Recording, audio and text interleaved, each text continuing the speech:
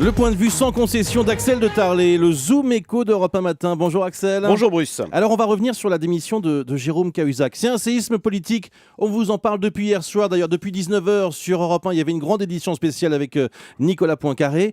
Mais c'est aussi un séisme économique parce que c'est lui qui était chargé d'orchestrer les fameuses économies pour l'État. Exactement, et ça tombe très mal. Jérôme Cahuzac incarnait la rigueur.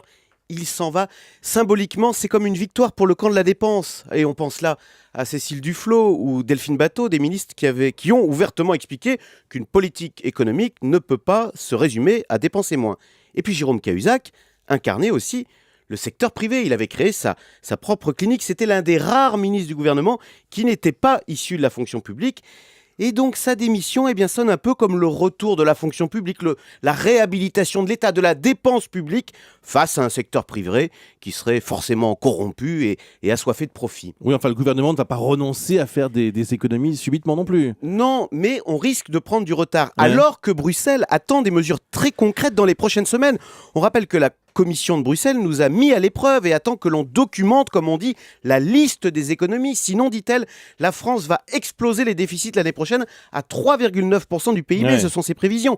Donc ces mesures d'économie que l'on attend concernent aussi bien les allocations familiales, la retraite, les collectivités territoriales, mais aussi 6 milliards d'euros d'impôts nouveaux que Jérôme Cahuzac devait détailler. Et boum, voilà que l'homme orchestre de toutes ces mesures désagréables s'en va. Est-ce que cette démission peut avoir des conséquences sur les marchés ? Il ne faudrait pas que la France perde le peu de crédit dont elle jouit encore à Bruxelles et sur les marchés financiers, vous avez raison, car la situation s'est nettement dégradée ces derniers temps avec les élections en Italie et l'affaire de Chypre. Donc il ne faudrait surtout pas rallumer la crise de l'euro, mais avec cette fois, une France qui basculerait dans le mauvais camp, dans le camp des pays à problème. Une tâche immense pour le nouveau ministre du budget du coup, Bernard Cazeneuve, qui je le rappelle est l'invité de Jean-Pierre Elkabbach à 8h20 sur Europe 1.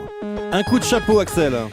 Joli succès pour les vins de Bordeaux pour se remonter le moral, dont les exportations ont bondi de 16% l'an dernier. Figurez-vous que les Chinois achètent maintenant à eux seuls 10% des vins produits en Gironde. Merci Axel.